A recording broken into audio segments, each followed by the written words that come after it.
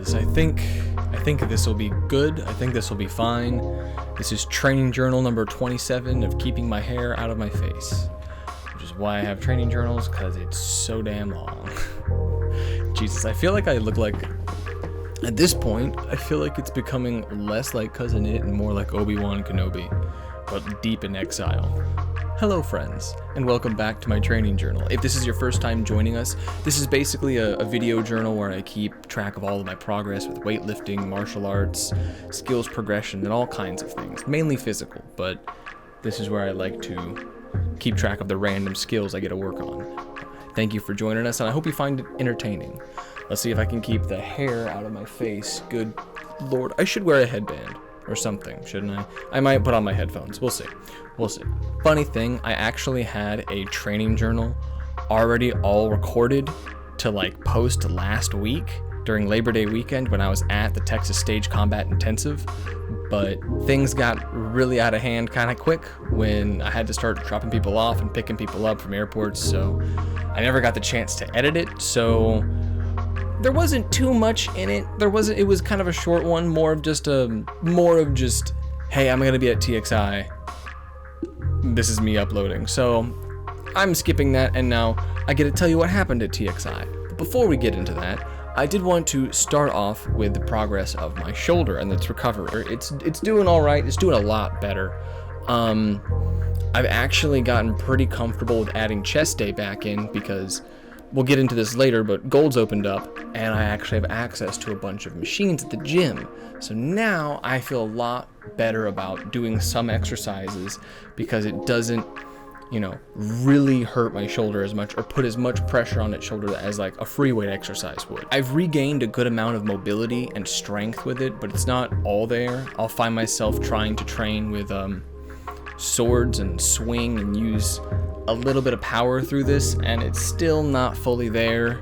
I tried to do the chest fly machine, and kind of getting it into position the first day, it really didn't like that. So I know there's still a couple of weeks, if not months, of stretching and healing that it's gonna have to go through, so it just is what it is. It's what happens. Yeah, I mentioned that Gold's opened finally, so as you can see, the shirt that I'm wearing here, I got it from there. I'm pretty happy about it. It's fun. I enjoy going to a gym. I enjoy having a separate space than my garage to, work out, where it's this place is only for working out. I can focus on these muscles. I can get my stuff done.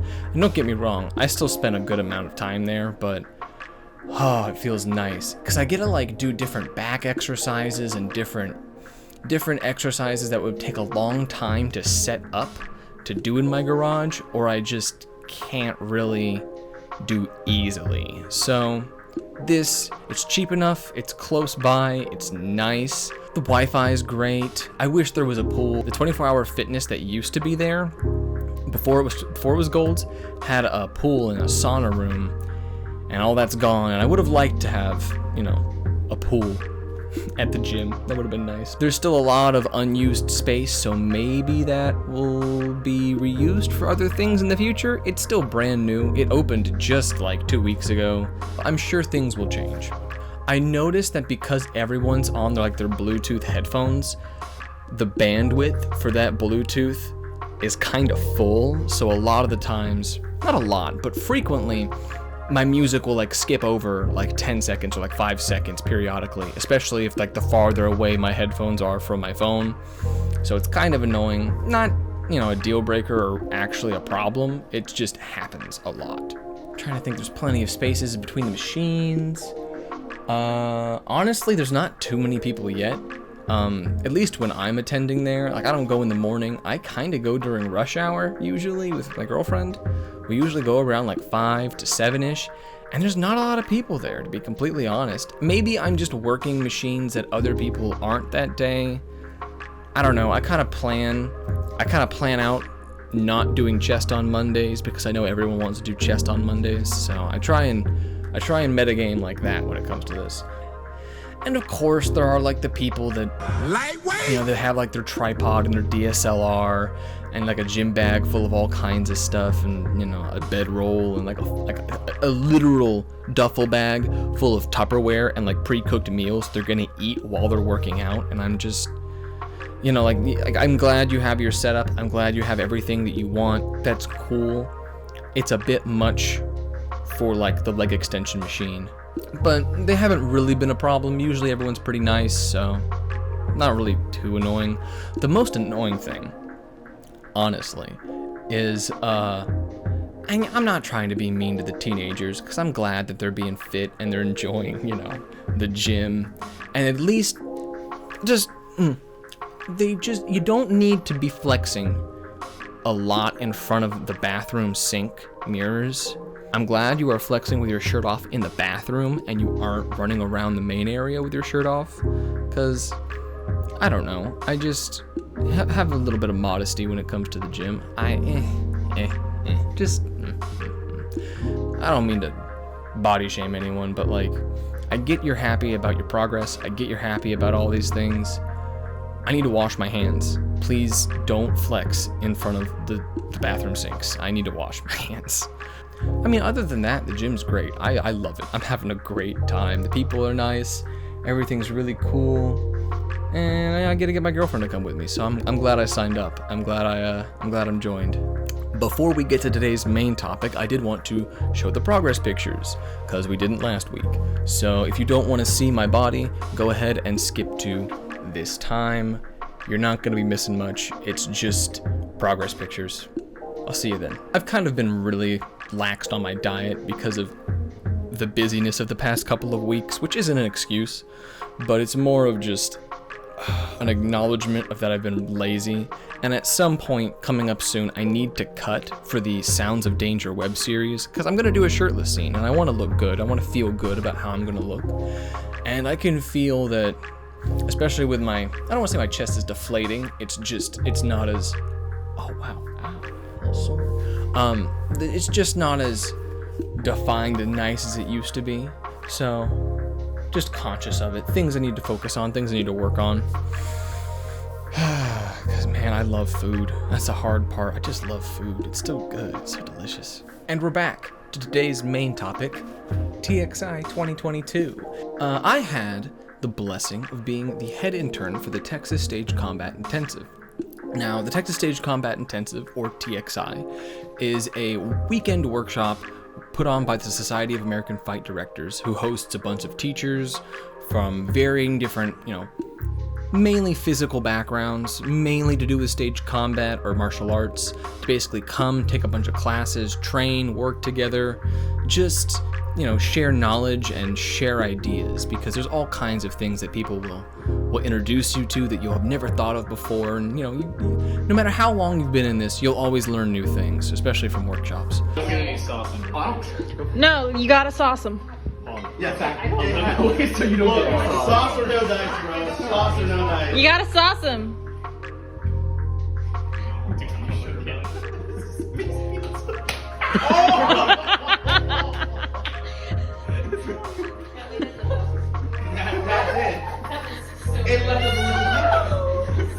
TXI was actually the first stage combat workshop that I attended back in 2015 when I was just starting my stage combat life, and I've been an attendee of this workshop. I've been an intern, I've been a teaching assistant, I've been an associate instructor where I've taught classes, and now I'm head intern. So it's kind of nice that I'm running the full gambit of being in this workshop, that I kind of get to see it from all angles.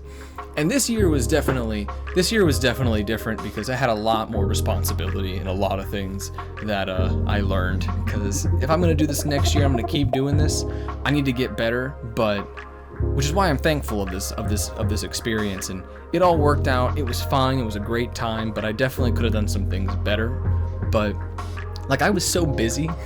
I was running around so much and trying to take care of so many things that I even wasn't in the main group photo. So, myself and two other interns that were helping me weren't. So I actually photoshopped us into the main group photo, and I'm gonna post these options of what I gave them to be like, hey, here are the Photoshop ones of us in them too. So I'm gonna have them playing while I'm talking, because I think they're funny and I think you would enjoy them.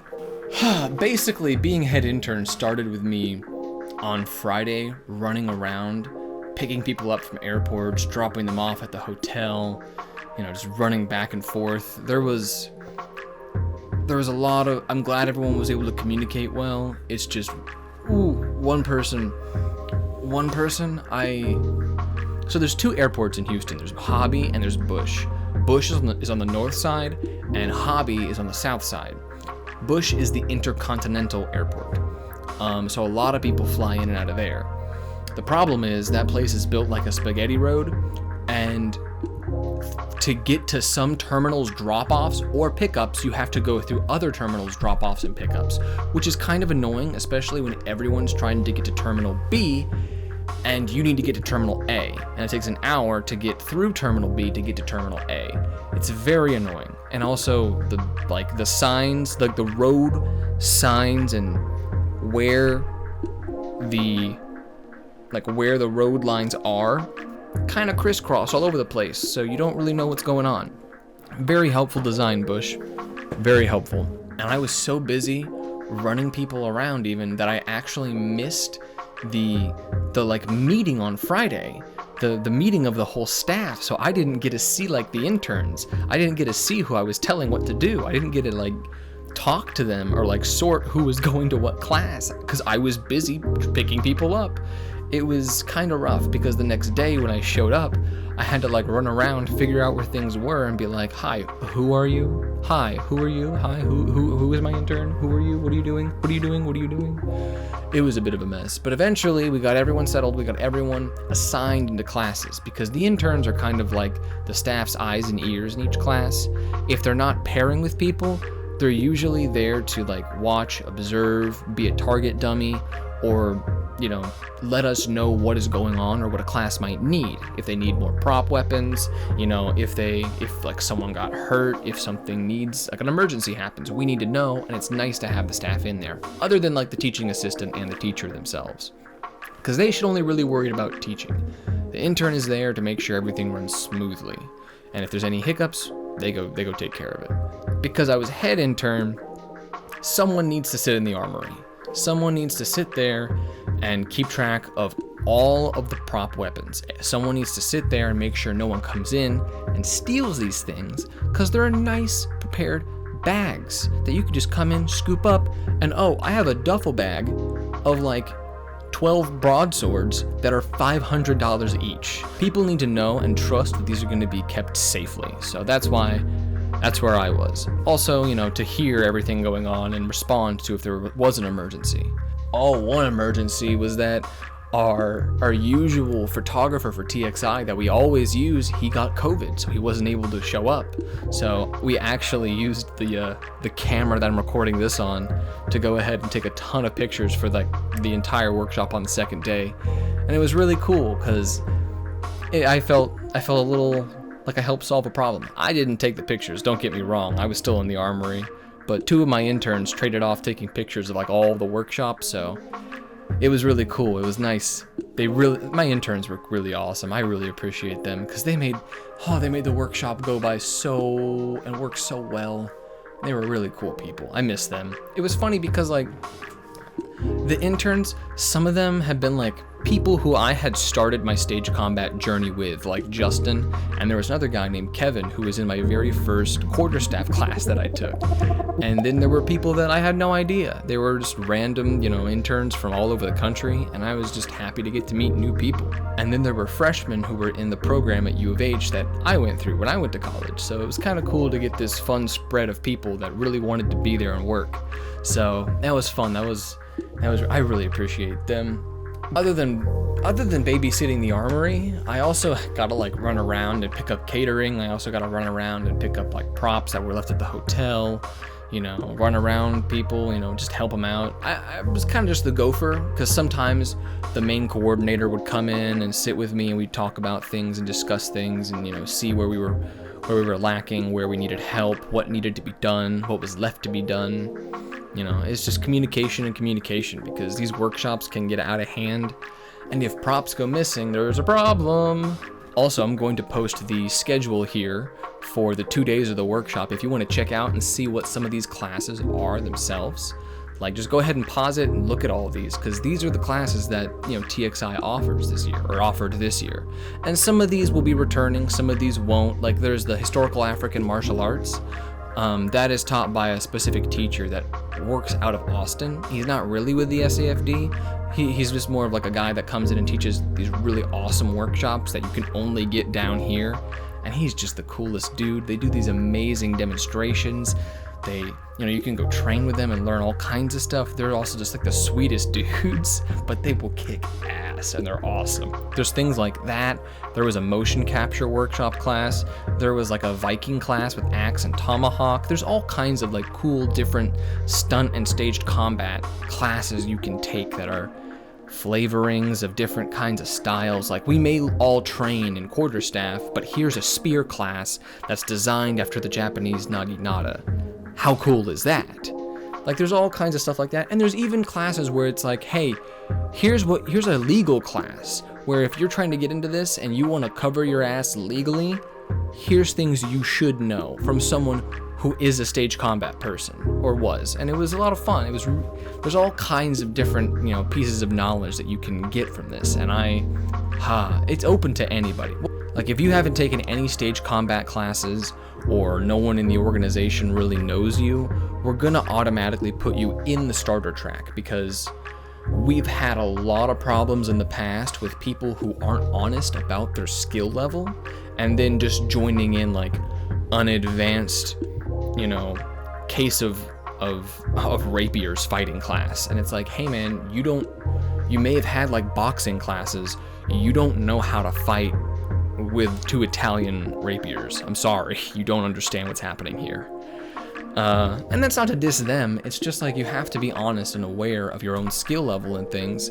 And yes, try and, push yourself, but there's been a lot of very awkward talks when we're like, hey, we understand your enthusiasm.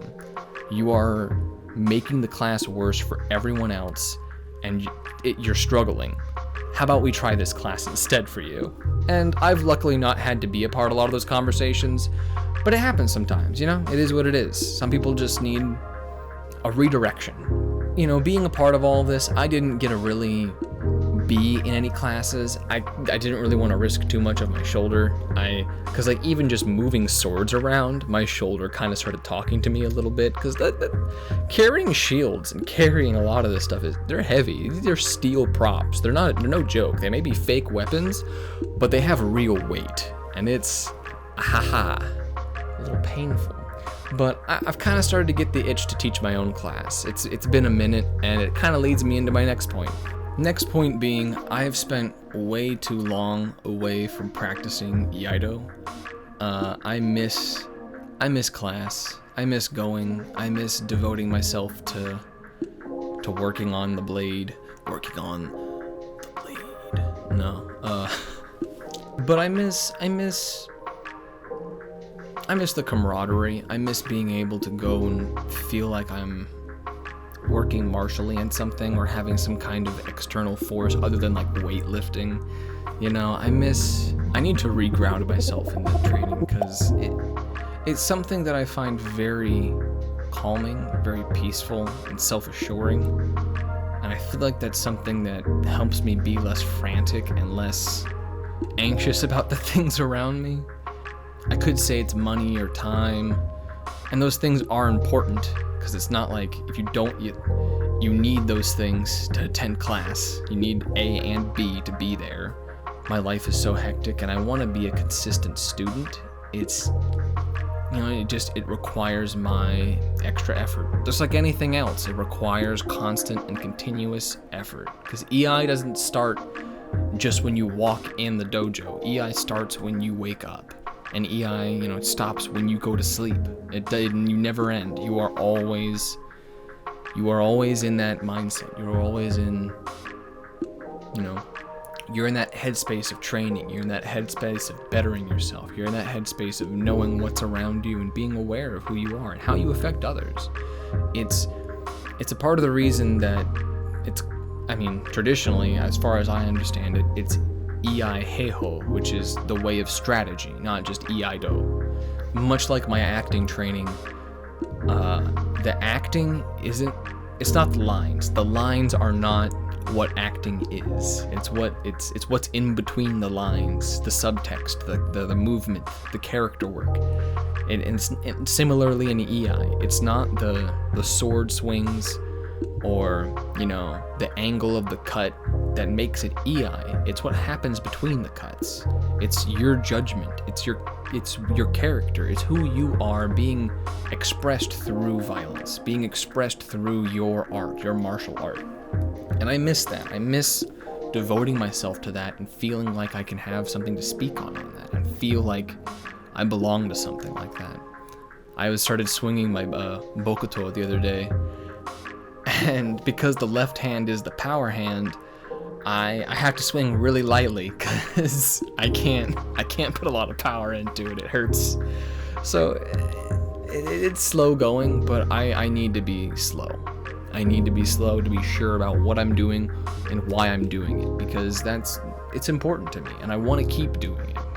But time to change. Life is about, you know, overcoming, about adaptation. It's what, you know, keeps us to survive. Never give up. That's motivation Yort for today.